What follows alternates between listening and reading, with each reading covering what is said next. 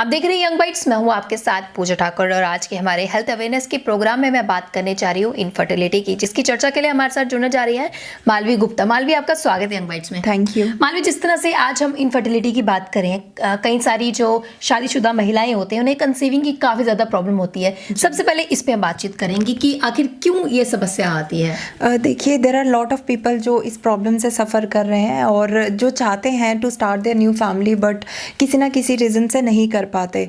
और कुछ योगासनास और प्राणायाम ऐसे बने हैं जो बहुत ज़्यादा हेल्प करेंगे जिनको भी कंसीव करने में प्रॉब्लम आ रही है या फिर जिनको भी इनफर्टिलिटी की प्रॉब्लम है, तो वो आपकी फर्टिलिटी को बूस्ट करेगा। और इसके कई रीज़न्स हैं, जैसे कि मैं बोलती रहती हूँ कि आपके हार्मोनल इम्बैलेंस है, वो भी एक रीज़न है अगर आप कंसीव नहीं कर पा रहे।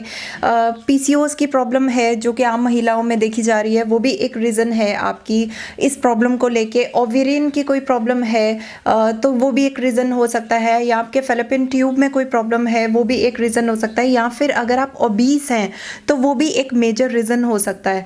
और लास्ट जो मैं बोलूँगी कि अगर आपको स्ट्रेस या एंग्जाइटी की से अगर आप सफ़र कर रहे हैं तो वो बहुत बड़ा रीज़न हो सकता है। तो सबसे ज़्यादा इम्पैक्ट पड़ता है हमारा लाइफस्टाइल कैसा है, ये सबसे बड़ा मुझे लगता है रीज़न रहता है। ये सिर्फ फीमेल्स के लिए नहीं, मेल्स के लिए भी उतना ही इम्पोर्टेंट है। एक स्ट्रेस फ्री, एक एंग्जाइटी फ्री जो लाइफ जो है वो बिताना, क्योंकि अगर आप स्ट्रेस में होंगे या आप किसी ना किसी प्रॉब्लम को फेस कर रहे हैं और उस चीज़ का दिमाग में प्रेशर है, स्ट्रेस है, तो उसका डायरेक्ट इम्पैक्ट जो है वो एग्स और स्पर्म्स की क्वालिटी पे ज़रूर पड़ता है। तो कहीं ना कहीं फिजिकल एक्टिविटी हम नहीं कर पाते और मेंटली काफ़ी ज़्यादा हमें प्रेशर रहता है, उसके चलते हमें ये सारी समस्याएं जो मिलती है। मालवी, हमें बताइए कि आज आप कौन सा योगासना बताने जा रहे हैं इस इनफर्टिलिटी के लिए। इसके लिए मैं 3 ऐसे योगासनास बताऊंगी, बट ये 3 जब आपको लगता है कि आपकी फ्लेक्सिबिलिटी बढ़ती जा रही है और आपको ये आसनास करने में प्रॉब्लम नहीं है, तो हमारा जो सेकेंड पार्ट होगा उसमें मैं एडवांस्ड में बताऊंगी जो आपको बहुत ज़्यादा हेल्प करेगा। जी, तो मालवी हमें कुछ योगासना बताएगी जो इनफर्टिलिटी के लिए काफ़ी ज़्यादा कारगर रहेगा।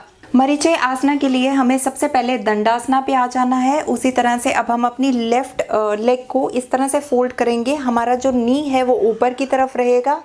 अब हमें क्या करना है, अपनी आर्म्स को, लेफ्ट आर्म को इस तरह से प्लेस करेंगे पीछे की तरफ और अपने राइट आर्म से पकड़ने की कोशिश करेंगे। और इसी तरह से हम अपनी अपर टोर्सो को स्ट्रेच करेंगे। हमारी स्पाइन सीधी एकदम स्ट्रेच होएगी, हमारी चेस्ट स्ट्रेच हो रही है, हमारी आर्म स्ट्रेच हो रही है। और अगर हो सके तो आप अपनी रिस्ट को भी पकड़ सकते हैं।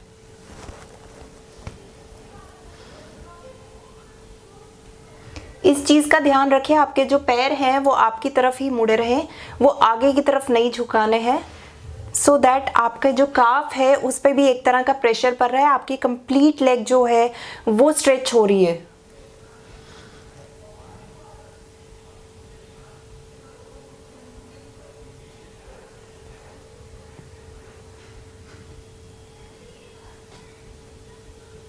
इनहेल करते हुए रिलीज करेंगे, एक्सहेल करते हुए वापस। इसी तरह से हम अपनी राइट लेग के साथ इसी तरह से करेंगे।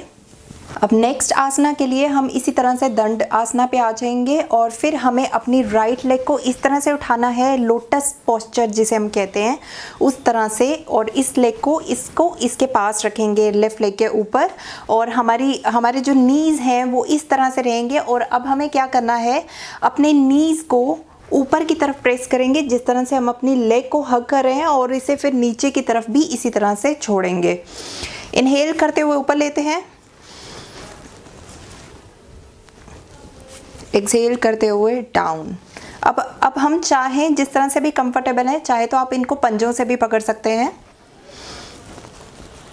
मेक श्योर आपकी स्पाइन एकदम सीधी रहे, आपको झुककर नहीं करना है और ज़बरदस्ती नीचे नहीं छोड़ना है। गो डाउन, गो डाउन,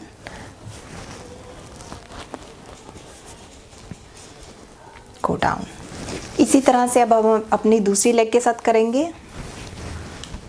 इसको भी लोटस पोस्चर में ले आएंगे इसी तरह से, और इसको ऊपर की तरफ फेस करेंगे।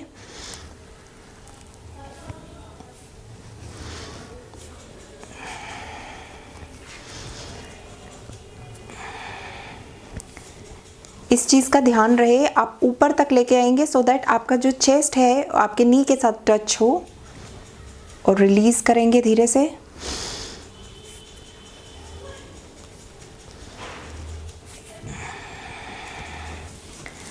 And release from the posture. अब नेक्स्ट हम करेंगे बटरफ्लाई पोज, जिसको हम तितली पोस्चर कहते हैं। और इसके लिए हम क्या करेंगे, अपने पैरों को इस तरह से मिलाएंगे और अपने हाथों को इस तरह से उसकी उंगलियों के ऊपर कवर कर देंगे, और हमारी लेग्स इस तरह से तितली पोजीशन में रहेगी। अब हमें क्या करना है, अपनी स्पाइन एकदम सीधी रखनी है, और जिस तरह से हम ऊपर करेंगे अपनी लेग्स को, और उसे इनहेल करेंगे और एक्सहेल करते हुए धीरे से रिलीज़ कर देंगे। बट मेक श्योर आपको ये हवा में नहीं करना है, जितना आप कंफर्टेबल हो उसको नीचे तक लेके जाएं और फिर ऊपर तक लेके आएं। सो स्टार्ट करते हैं। Inhale, exhale. एक्सहेल करते हुए आपको हल्का सा स्ट्रेच देना है, आपका जो इनर थाई है उस पर स्ट्रेच पड़ेगा, और जिस तरह से वो स्ट्रेच होगा आपकी फ्लेक्सिबिलिटी उतनी ही ज़्यादा बढ़ती जाएगी। आपकी नी की प्रॉब्लम या जॉइंट की किसी भी तरह की प्रॉब्लम है वो भी कहीं ना कहीं ठीक होने लगेगी।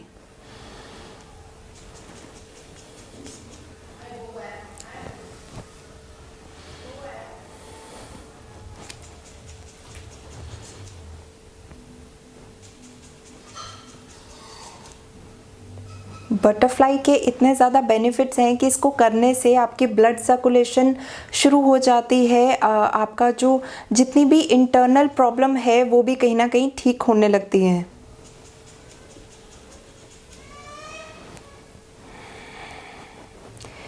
इसको हम 20 से 25 बार करेंगे, और इस आसना से भी देन रिलीज़ करेंगे।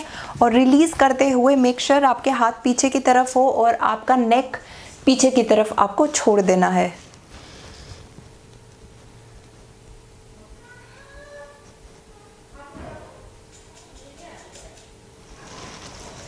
एंड देन वापस।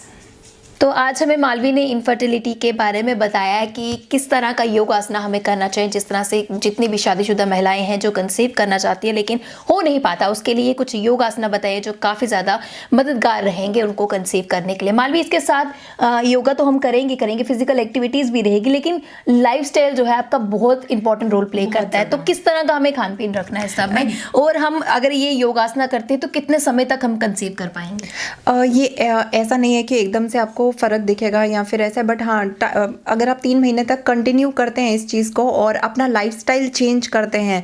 अब लाइफस्टाइल में क्या होता है कि आपका टाइम टू टाइम सोना, टाइम टू टाइम उठना, आपका अर्ली मॉर्निंग उठना बहुत ज़्यादा बेनिफिशियल है। और उस टाइम पे अगर आप मेडिटेशन करते हैं, किसी भी तरह का स्ट्रेस है तो आप उस चीज़ से जल्दी निकल सकते हैं। और दूसरा आपका बैलेंस डाइट होना बहुत ज़रूरी है। आपकी डाइट का बहुत इम्पैक्ट पड़ता है आपके इस प्रॉब्लम में, क्योंकि डाइट अच्छी होगी तो कहीं ना कहीं आप देख रहे हैं जो कुछ लेडीज़ है जो बोलती है कि हमें पीसीओएस की प्रॉब्लम है, मे बी वो भी रीज़न हो सकता है। एग्जैक्टली, ओबीस भी एक रीज़न है।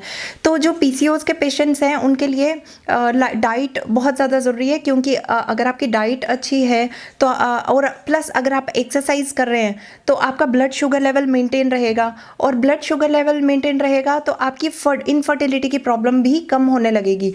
और इसीलिए मैं बोलती हूँ कि पीसीओएस वालों को एक्सरसाइज करना भी उतना ज़रूरी है जितना आपको डाइट फॉलो करना। तो मुझे लगता है कहीं ना कहीं ये जो आपने योग आसना बताया ये उनकी फिजिकल और मेंटल हेल्थ के लिए भी काफ़ी ज़्यादा बेनिफिशियल रहेंगे। ये सिर्फ फीमेल्स के लिए नहीं, मेल्स के लिए भी उतने ज़्यादा बेनिफिशियल है। चाहे तो आप एक साथ कर सकते हैं, और जब भी आपको वक्त मिलता है मेल्स को भी ये योग आसना ज़रूर करना चाहिए। बहुत बहुत धन्यवाद हमारे साथ जुड़ने के लिए। तो आज मालवी ने हमें इनफर्टिलिटी के कुछ योग आसना बताया कि जो हमारे लिए काफ़ी ज़्यादा बेनिफिशियल रहेंगे, और इसके साथ बताया है कि हमें किस तरह से फिजिकल फिट रहना और मेंटली फिट किस तरह से रहना, और मेडिटेशन जो है एक बहुत इंपॉर्टेंट रोल प्ले करती है अपनी बॉडी को मेंटेन करने के लिए। तो मुझे उम्मीद है कि आपको आज का हमारा प्रोग्राम पसंद आया होगा। अगले हफ्ते फिर नए टॉपिक पे हम बात करेंगे, तब तक आप देखते रहे यंग बाइट्स। वीडियो जर्नलिस्ट अभिषेक बड़ू के साथ मैं पूजा ठाकुर, यंग बाइट्स जम्मू।